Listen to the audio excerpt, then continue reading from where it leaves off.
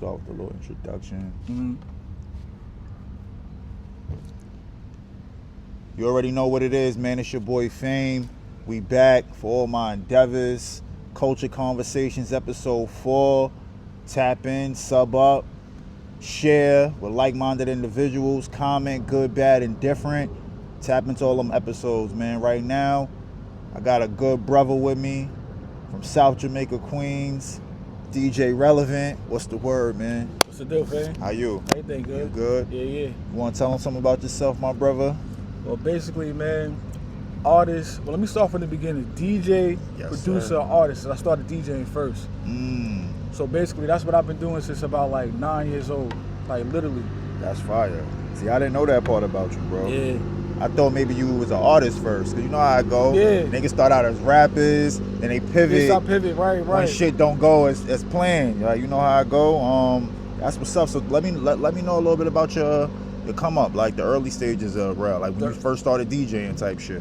So basically, DJing I got from my uncle and my father. Well, Right. my father and my uncle. Right. And they're known for basketball players. So if anybody know, they in the older generation, True Carter and BJ Carter. Oh, okay. Yeah, Yeah. my pops always tell me about them. Yeah, that's my pops and uncle. That's crazy. Yeah. Those is names. Like, my pops, I'm heavy into basketball. See, New York that's crazy. City basketball. Oh, yeah. Like, my pops would like drill names into my head. That's like, funny yo, as you hell. like so and so, man. Yo, Kenny Patterson was better than them niggas. Are you feeling what I'm saying? That's his whole era. That's how I know. That's the how whole I know. era. That's But- dope, bro. But yeah, so basketball was like a thing for me at a point, and also music. And what people didn't know, they had equipment all in the crib. So Right. they had the turntables, the techniques. Right. They had the Insonic, Right. which is the older version of the ASR 10 that Kanye used, Kanye and Pharrell. Okay. The SB 1200s, they had Okay. all that in the crib. Okay. So when I was done playing ball, Mhm. I would go upstairs and just kind of watch them, and then that's how I kind of soaked up the game real Right, quick. right. So once I got into DJing, I started looking at producing and see what they was doing, Right.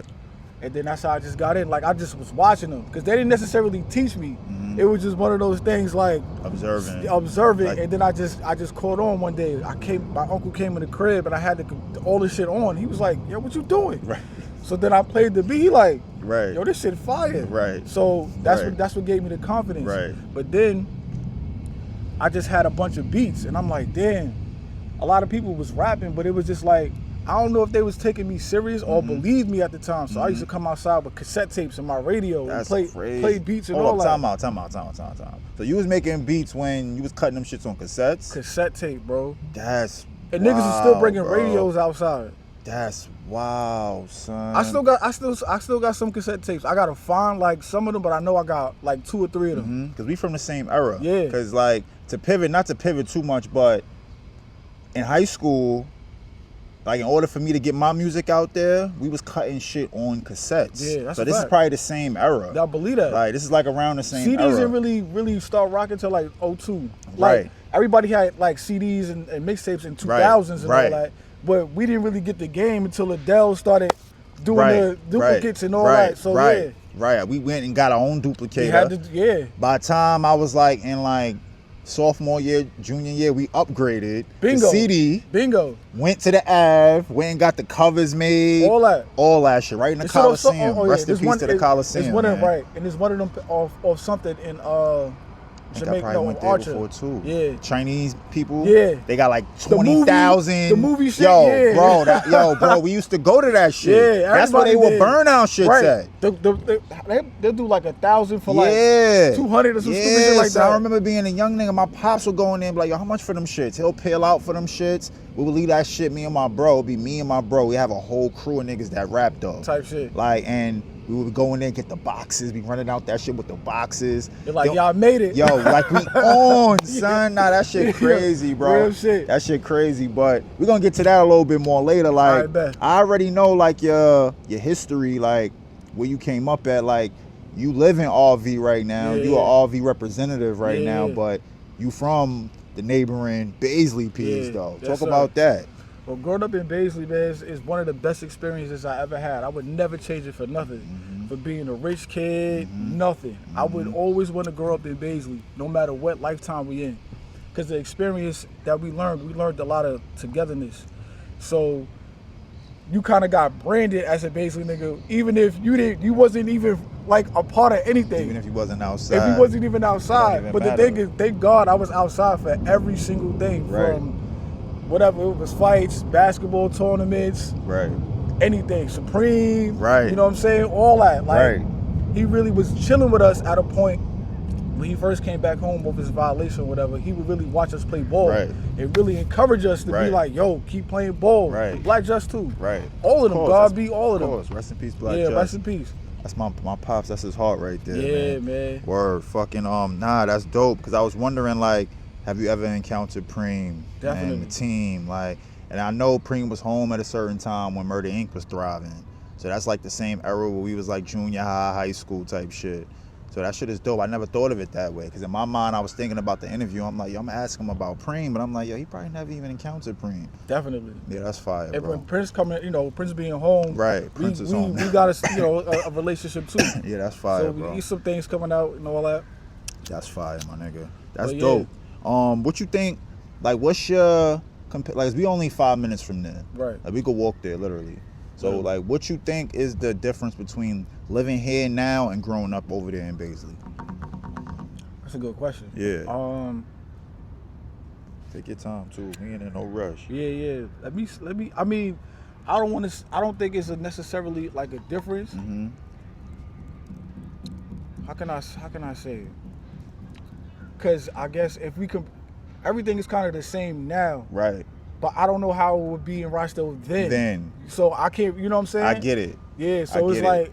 And it's pretty much the same. Yeah. Like how you said. Because when I was walking through here or coming through here when I was going up over there, Right. it was like the same difference. Right. But this was like the community. Right. You know what I'm saying? Right. Like you can't be on the grass over Right. here. Right. They got the garden over here. Right. They got security walking. I Right. mean, in the little buggies Right. and all Right. that. So it's Right. like, oh nah, this is Right. a whole different Another type world. of thing happening and over like here. growing up over there, it's the P's. Yeah, over it's the here, P's, right. It's a co-op. Right. It's a little bit more organized. Yeah.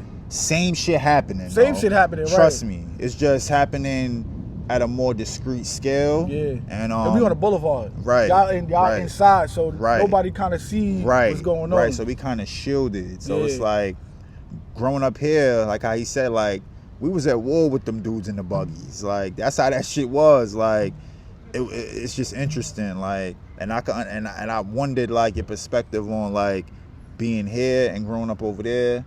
Like for me, like I'll look at it like it's still all community. Like Yeah. it really is. Like over here is probably like a lot more laid back, Yeah. calm, shit a little bit more under the rug than on top. Like you feel Right. what I'm saying? So that's how I look at it with that. Rockdale sneaky though. Yeah, sneaky. That's Sneaky. what Well, it is. That's kind of Queens That's anyway, what- because right, that's right. why a lot of people be like Queens. It'd be like, yeah, Right. the grass is cut. It's a lot Under of the radar. It's a lot of under the radar. Shit. You know what I'm saying? But You don't really know what's you going on. don't really know what's going on. under the cracks of Right. the surface type shit. Right. Like, what was your inspiration growing up music wise? Like, Basically the home, South Side. Yes. Like being able to go to the jams in Baisley Pond Park. oh, yeah. Going to that's the crazy. jams and seeing Grandmaster Vic, Mhm. DJ Spud, Mhm. DJ DeWitt. Rockaway Twins. Rockaway Twins. It's a host of other names I don't want to forget. Right, But they right. all used to be right there at the Right. park in basketball. So that's Right. why basketball and music for Southside is like one and one. If you didn't do one, you did the other, or Right. using the streets type Right, shit. right. But that was my inspiration. I seen Corey D, rest his soul, legend. It's a few people, but definitely Southside. But then when you get to the industry, I used to see LL Cool J a lot. Yeah, me too. And LL Cool J walked through Baisley one day, That's crazy. and I just was like, this was like 91, 92 And, maybe. So this is like, in like that would be like significant to Drake walking through some part of Queens Right. today. Right. So or matter of fact, I'll give you one better. That's like Drake walking through a certain part of Canada today. Yeah. Toronto. right, Like in the hood. right.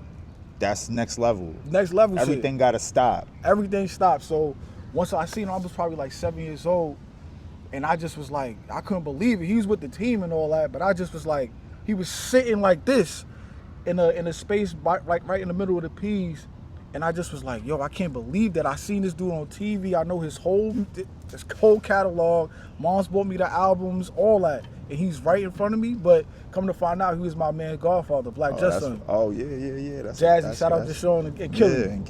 Get Killy. Yeah, that's crazy. Yeah, you right. What's crazy is with L, he would pull up in my circle Type shit. all the time, and then every time I would go to Green Acres, I run into fucking LL Cool J in that era. In the early '90s, my pops outside. every weekend. This nigga's in Green Acres, like. So we in KB Toys. I look outside, I see LL, literally women fainting. Nah, real passing talk. out. Real talk. That's why I they couldn't see him. believe it. Like, he in the P's right now, changed all that. I said, nah, this is the same LL I seen on TV. I remember that shit, It's bro. super personable, son. Like, Bro, I remember my man Moms being in the mall, almost passing out. Seeing her like, damn, that's so-and-so Moms. But then seeing her again when he pulled up, like she had a track on this nigga, that's son. crazy. He pulled up in a circle again. She was there again, passed out again, bro. Like, yeah, that was God. major. Yo, still to this day, but I'm talking about then was crazy because he was able to be touched. He was like, you know what I'm saying? Like, yo, he's right here.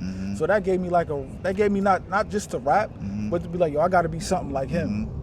But basically, as far as like when it came like to rap, I would definitely gotta be honest and say it was Mace. Mace was definitely the one to be like, yo, I gotta be him, because he had the similar effect. Right. For like the late 90s. Yep. It was a similar effect. I seen that he could really rap. Right. Waves. Right. Could dress. Right. You know what I'm saying? Heartthrob. So I'm like, yo, and I seen him on Ricky Lake one time. Oh, that's fire. Ricky Lake, boy. I seen him on Ricky Lake. That was it. I'll come home, Moms is on Ricky Lake. That's a fact. By the time we get home, it's like 4:45, 5 p.m. I'm eating my little snack. Moms is running that Ricky Lake heavy. Nah, Ricky Lake was it. Yo. I see them on there on the No Way Out tour. And that's fire. They introduced everybody, whatever. But then when Mace came out, the girls was fainting and crying. Yeah, that's so I was like, yo, that's crazy. Yeah. I gotta be that. Yeah. I gotta be that. Yeah, that's crazy. And I ended up going to that tour. So that was crazy. That for makes me it too. even better. And what's ill that you say that, like, because I remember growing up with you. Like, I remember seeing you in passing. Likewise. In that era, especially on the Ave, and you know how I go. Like, the Ave was crazy in that era. Like, I remember like yo, son get fly. Like, son, I like son's style. Like, I know son remind me of an uptown nigga that live in Queens. That's like, crazy. that's how I always used to look at you. You know what's crazy? That's the Black Just effect. Right. Because he used to switch up his clothes. Yeah. And be extra fresh. Yeah. So that was his shit. Yeah. That's like my pops and them. These niggas would. Like, he told me stories like, yo, nigga, we would cop Pumas or Adidas, get one little mark, throw them shits in the trash. Got two more in the trunk. Throw them shits right back on. Shit. And that's how, Pumas, we got to claim that. Yo, Puma. Right. We got to, come to Queens, man. Right. Pumas, just like Adidas, Pumas is our shit out here in Queens, especially Southside. Right. Nah, that's a fact, bro. That's a fact. That's the Walt Clyde Frazier effect. Actually, New York City. Actual Word. fact. Shout out to New York, the Knicks, all that. Yeah, that's a fact. Yo, we on one right now. That's We're going to get to that later. Yeah. We're going to get to that later. So, all right, boom. That's your inspiration with the music, the neighborhood, I would have to Mace, say Mace. LL. It's dope because when I interviewed Box brought up LL. Yeah. Like how LL would be battling Mikey D. Ooh, shout out to Mikey D. Yeah, Mikey D. Another one. Yeah, a legend. Big Kurt legend. Digger. Yeah, Kurt Digger. Like, word. So he was basically saying like how LL got I Need Love from Mikey D's. You need a hug. Rappers need a hug. Like, I was like, yo, that's crazy. He finessed it. I'm like, yo, that's crazy. I heard Mikey D was talking about it, how they used to like not really battle but spar. Yeah. And like, yo, you know what I'm saying? Yeah. And he and Mikey D's the one that helped LL kind of like get to that other level, because Mikey D was he was a legend. He's LL. He was LL before LL could be LL. Yeah. So like LL was the transition to like the next level of what you could be as a rap star. Like Mikey D was a local legend. Yeah. Like, shout out to Mikey D. Shout out Mikey D. He's still doing it right now. Well, once again, shout out to Mikey D. Believe that. Destroyer. Word. Fucking yo. DJing though, like what's your style? Because when I sit back and I watch your Instagram videos, I don't know if you got videos on YouTube, but I'll be watching your shits on Instagram, bro. Like, yo, you take me back to like when we was kids, like Like I was telling the bros the other day, like yo, when Rellevent get on them tables, bro, it give me like them Juice vibes. Like I want to put him in the video and have him DJing. Like it ain't just like how it is now. It seems like the DJ is so far behind the artist. Like you don't even know who artists DJs are anymore. Right. But like you, like I think that might have something to do with maybe like being that you an artist too. Like you called it though. You talk about that. Juice. Juice was bro, I had the Juice VHS. Yeah. And I used to play it non-stop until I was able to do the routine with the pump it up. Yeah. I was like, yo, I'm doing this because I identified with GQ. Right. So that was like my whole persona. Right. That's who I was trying to be. Right. Especially when the point where you had the kick, switching up the kicks. Right. With the bucket. Right. You know what I'm saying? Right. With the trench. With the trench, all that. So that's exactly how I was trying to exude at that point. I could see that too. So once I learned how to do that, I just carried that on, and also I stopped DJing for a while. Like when I was carrying crates, I did my first party when I was like 11 to 12. Oh, that's fire. So I used to carry some DJ Just type shit. Right. He was the only other DJ that was DJing at that time. That's but crazy. What's crazy is, shout out to Just. I stopped too fast. I stopped like when I was like around 12 or 13. Right. Because carrying the crates, I just was like, I don't feel like, much. And then I started doing beats. So I was just like, yo, I could get money for beats. Right. I just was like, all right. Right. So that's kind of what kind of like stopped the DJing a little bit. But it also, when I picked it back up, it reminded me that I came from that era. So I didn't really get diluted to the point where I was like, well, I had to kind of conform to what DJing is now. Right. So that's why I still have that certain style. Right. You know what I'm saying? And Right. that shit I just can't forget that. Like when I used to go to the gyms, bro, if I wasn't watching the basketball players, I was by the speaker or I was looking at the DJ like just on some Spectrum shit, son. I just used to be there just like that's what it is. Just soaking up all the game like. And then one time, shout out Fat Shaw, man. Whew. Shout out Ruff, man. Rest in peace, Ruff, man. He actually gave me my first break at one of these old jams, especially in Baisley. He used to come to Baisley a lot. Him and Lump. Shout out Take Money Lump. Take Money Lump. Yeah. He was just like, yo, like one time, no funny shit. Police was on him. And he was like, yo, listen, if police come up, this your equipment. Right. So you jump on this shit and they give you time, this you. Right. Nigga, police came, yo, I swear I turned around, this nigga was gone. Right. The police came to me like, this your equipment? I was like, yeah, listen, you got about an hour. Oh shit. Nigga, that hour was like, it was like a movie. Thank you. Like a movie. Thank you. So that was like my first, that was my first time really like rocking the gym. Yeah, that's fire. That's a story too. Nah, real talk. You could make that I could get inspiration for that in a movie. Like real talk. Real. That was like my introduction. Rough is rough for real. Come on, son. Rough is rough around the edges. Nah. That's why he's rough hands. Right. So that's if he had to get up out of there, it's a reason why. Yo, real talk. They was like, yo, this is your equipment. Right. I said, all right. I couldn't wait to say it was my equipment. Police come up, son. Right. But that was my first experience. Right. And what he taught me was, like, you make the shit hot. Yeah. It ain't hot because people saying it's hot. Like, obviously some joints is gonna be hot. Yeah. But at the end of the day, you the DJ. Yeah. If you feel like it's hot, then you make it hot. Yeah. That's what I learned from him. That's fire. Yeah, it's crazy like how like the Juice reference and everything is full circle because I have really, like I said, bro, I was talking to the bros in the neighborhood about this. Like that's what it reminded me of seeing you DJ. That shit impressed the shit out of me because Rel, he DJ'd the Cypher. Appreciate you for that too, bro. No doubt. You held us No down doubt. for that. Ready for the next hood. one. Word. The next one is coming.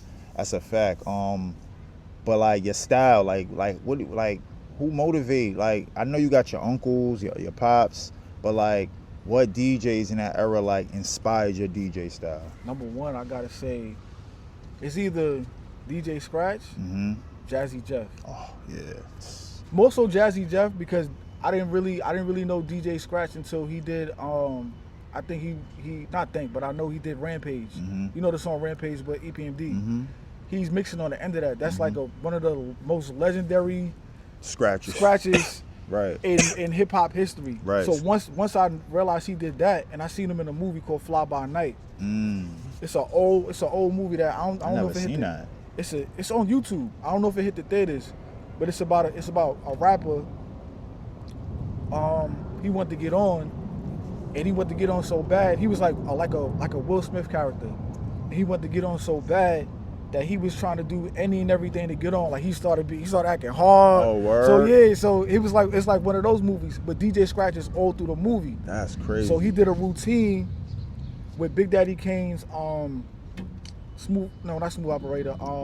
Ain't No Half Stepping. Ain't no half stepping. He did Friday the 13th. I'ma play Jason. I'ma play Jason. Mhm. I'ma play Jason. He gets under the table. They can put on the Jason mask. I'ma play Jason. Shit. And this is like 93. Yeah. Like, I'm getting chills off that shit. Yeah, that's how you know. But yo, Yeah. he did that shit. And I was like, yo, what the fuck? Right. Like, yo, I'm not Right. even the DJ I'm doing. This ain't shit to compare Right. to that. Right. So that's what kind of motivated me to be like, yo, I need to be a DJ like that. Yeah. I could rock clubs and shit like that, but what's in me Right. is the hip hop shit, Yeah. man. Like, I can't Yeah. ever get away from that shit, Yeah. bro. That shit it embedded. grabs a hold of you early, and it don't let go. It don't let go, bro. It don't let go. It don't man. let go. I find my inspiration now, cause it's still out there. Right. We just gotta search more. Right. You know what I'm saying? It's not like in our face. Right. As far as like when you hear it on the radio, or you might see it on. Well, you might see it online more than likely, but most of the time you don't listen to the radio like that anyway. Yeah. Facts. Not So, here. At least. I'm not on in New YouTube York. all day Yeah. scouring, looking for like Yes. content Yes. that kind of plays on my DJ style. So Yeah. it's definitely turntablism, like Mhm. that's more the style that I'm into. Nah, for sure. And it's ill to see you do it with like, the newer equipment. Yeah. Cause like I had turntables in the crib. I used to go to my cousin's crib. I rap about it all the time. Like he had the Technique 1200s. Like and had all the posters on the wall from every current album. Like every album that was out, War Report, The Infamous. That was a must. Like That was a must. Like all that shit was on the walls. Like, and I just remember the nigga being like, "Yo, you could try. Don't break my needles." I remember that shit. So it's ill to see it go from "Don't break my needles" to it being just digital. Yeah. Like, and seeing you go crazy on the digital joints. Like, I never even looked at it that way. Like, you could go crazy on them shits. Like, you could go crazy on real records. So that day of the cypher, man, like, you really impressed me on them shits, Nah, bro. I appreciate it. Word. That's what really made me want to know, like, who inspires your style, and to mention like Scratch at all. And True And- Mathematics from 40. Okay, True Math. I never even heard of him. Nah, you I'm gonna ask probably my don't- pops about him. Yeah. What's funny is that's the same name as my father. Oh, word.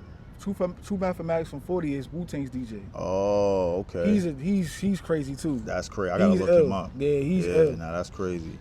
That's ill, man. So you would say like, see, like I see a theme here, a creativity theme. Like, for you, it's not just being inspired by the actual action of DJing. It's also being inspired by the showman part of it. So do you think that like translates from like you being an artist, like being that you're an artist as well, and we could get into that right now, being that that's where we going. Like, do you make music dictated off like your style of DJ? Like, being that you understand DJing, do you try to make music geared towards that, or something totally different to you? I do. I basically like Biggie said one thing, because Biggie was my like after, well, not even after Mace. It was like right around the time Biggie, like right before Mace. Biggie had said something like, you got to give radio, right, which is a foreign concept a little bit, right. but it's still, we still gotta use radio because it's still a thing. It's a litmus test, right? Yeah. So he said you gotta give radio a song, you gotta give the streets a record, you gotta give the girls a record, you gotta, and then I forgot what he said about the last two, and then the album is you. Right. So I always go off that. Like, Okay. that's how I record. Pretty much if I'm putting out a project, or if I'm thinking about helping somebody with a project, because that's the conflict as a producer and an artist. We want to help artists, but sometimes a lot of the artists don't want to listen to the producer. For sure. So again, it's like that's what made me kind of step into the forefront. Right. To make me be like, well, let me try my own test. Right. And then it actually works. So then it's like, well, shit, I need to kind of put this, invest this into me. Yeah. You know what I'm saying? Yeah. As much as I want to help artists, but it's Yes. like artists got to listen to the producer. I'm the one providing you the beat, Yes. the hook, Yes. everything. Yes. So I feel you on that. That is a lost art. That was the theme for me and Rod's album that's on the way. Yeah, Rod know what he's talking about. Me and Dollar. Let me say Dollar. Yeah, right. Dollar. Me and Dollar's album on the way. $1 Million Rod. Shout out Rod, man. Shout out Dollar. He produced me on this album, so I get it, bro. And I never really had a producer produce me. So like everything you're saying right now hits home, especially currently. And we're gonna see how that body of work come out. Like, I'm gonna let you hear a few records real quick when we get off of here. But yeah, man, I think that's dope. Like, we definitely gotta lock in. Yeah, we gotta lock in on all fronts. All facets. On all fronts. I got an idea. I'm gonna pitch it to you, but I don't want to do it on camera. Yeah, of course not. We're gonna chop it up, and hopefully we see more DJ Rellevent and Fame locked in. I believe that. Word. That's definitely. Word. Fucking you got you make beats too, bro. Yeah. Like, so like your production, is your production geared towards the music you like to make? Cause that's like a pivot off the other shit. Heavily, like I'm super New York. Yeah. So I'm digging in the crates. Mm-hmm. I'm digging through YouTube. Yep. I'm chopping. I'm sampling. Like I'm doing all that. But I also have another style, which is, you know, it's part of business. You know what I'm saying? Right. So once you in a business and all that, you start having to kind of do what the Romans do. Right. You know what I'm saying? Of course. But you also got to add your own style to it. Right. And what helped me with that is the Neptunes. When the Neptunes, like when I heard Khalees, I Hate You So Much Right Now, Fire. I said, yo, what the fuck is this? Fire. Like I first heard it on Looking at Me with Mace. Mm-hmm. And I was like, damn, this beat is kind of fire. Mm-hmm. I noticed it's some, and that's when niggas used to read the credits and all that. Right. So I seen it was the Neptunes, and I was like, well, shit, I never heard of them. Right. Then when I saw the video of I Hate You So Much Right Now, I'm listening to the beat like, yo, this shit is crazy. And she's singing over it. We have never heard nothing like that in life. So then when I seen Chad and Pharrell at the end of the video, I said, nigga, that's the Neptunes. Yep. So that's when I started going crazy. Like, yo, anything they put out, I would cop. Or like, and I was buying records too. Yeah. Hit Factory still on the ass. I was buying records from there. And Music Factory? I mean, no, Hit Factory. Yeah, Hit Factory. No, Music Factory. Hit Factory was the studio. It was the studio, right. Yeah. I was there too, but Good Sam Goodies. Sam Goody, all that. Come on, yo, bro. come on, New son. York, yo, boy. big New York. Like The Wiz used to sell vinyl too at a point. Used to be in there. They used to have the shit on the wall. Used to listen to a preview of the album and shit. Like that's how I count the albums. Falling in love with this shit. Is whack. I ain't buying this. Yeah, right. Next one. Right. Word up. That's fire though. But yeah, they helped me like figure out like chords and not really sampling. Right. Or like get inspiration from a sample, or, you know. So they helped me elevate my game. Facts. That's fire, bro. That's dope, man.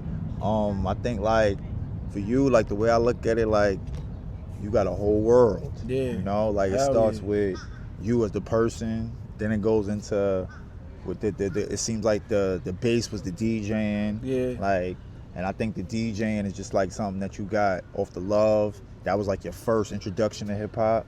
And then like being an artist, like your style, the type of dude you are, like of course you gonna rap. Yeah. Of course. Like you feel what I'm saying? No so choice, that makes sense too. Yeah. Like you feel what I'm saying? Like, and it's dope because that elevated to the production. And the production, I heard some of your shit at the Cypher. Like, I didn't expect to hear that. I ain't gonna lie. I ain't gonna hold you. That's crazy. Like, because right now, maybe I'm juicing it a little bit, but I feel like I'm tapped in with everybody making shit like that. Yeah. But when I heard that shit, I'm like, oh, all right. Now I'm not tapped in with everybody yet. Right. Word. Nah, you got some shit, bro. You got some shit. What's your process when it comes to like making the beats? Usually I might have something in my head, but then I listen to vinyl. I listen to vinyl. I listen to something on YouTube. I try to just go through the whole song, and you get inspiration like that. I hear like commercials on TV, like just certain things. I hear something drop, and I can catch a beat from that shit. Like it just, I get inspiration from anywhere. Right. Because it like, I think today we have access to so much. It's like you could kind of lose yourself into like so much that's provided to you. But hip hop, especially hip hop is built of limitations. For sure. So once you're limited with certain things, you get a lot of ideas. So when my first keyboard, this is my first keyboard that I had. I don't know if you know about the Casio SK5. Yes. that's the first keyboard my father passed to me. Yes. Because he was like, listen, I don't know if I can get you this keyboard that I got. Yes. But I can give you this old one to start with. Word, I remember them shits. 4 seconds of sampling. Yeah. That was like a lifetime for me, bro. That's crazy. So that's what helped me like with sound. Yeah. It helped me like all I need is 4 seconds. All I need is this little chirp, this little, and then I chop the drums. Right. And then I make me a whole beat. Right. So that's what helped like my creativity still. too. They used to sell shit like that at like Toys R Us. Hell yeah. Yeah. Hell like, you yeah. able to get And them then joints. I found one on the Ave one day because I wanted another one. Right. Because I was like, damn, if I could make a beat with 2 of them, then I got more sampling time. That's smart. So I found the SK1, and then I used to kind of like mix it with that. That's the type of shit you remember. You used to get the Macy's books to your crib around Christmas. That's the type of shit that would be in there. That's like, a fact.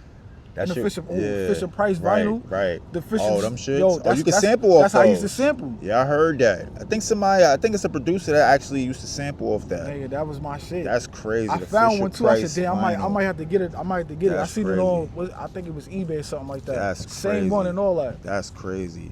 So you can actually put real vinyls on those? You could put real vinyl on it. But the thing is, I don't know if it had an aux. Yeah. Oh yeah. But I used to use the mic to the speaker. Yeah. It did sample like that. Right. In that era, it probably was the yellow, red. Remember them wires? Them shits. Those audio wires. That's crazy though. I think I heard of this before. I feel like I heard of a producer that was using that shit. Definitely. Mad at them used it because that was like the most affordable sample. Right. It wasn't. You already know what it is, man. It's your boy Fame. We here, RVQ. Shout out to my brother, DJ Rellevent. He pulled up. We did an interview. Culture Conversations, episode 3. Check it out, man. Yo, Rel, let them know what's up, man. Don't believe that, man. Check me out with my nigga Rel, a.k.a. Fame. You know what I mean? You know what I'm saying? It's irrelevant. You know what I mean? Twins, it's irrelevant. We got Rel behind the camera. It's irrelevant, you know? It's irrelevant, literally. But yo, check out the interview, man. We chopped it up. I wish we had enough time or more time to really say what, you know what I'm saying, really get into it, but I think we did our thing. Yeah, ain't nothing. We're gonna have a part 2, my brother. We can do that anytime. More music, all that. Word. Where can they find the interview? Word. You can find the interview on the page for all my endeavors. It's gonna be on YouTube exclusively. We're gonna collaborate with Rel page as well. So you can check it out on his page too. Let's do it. Word.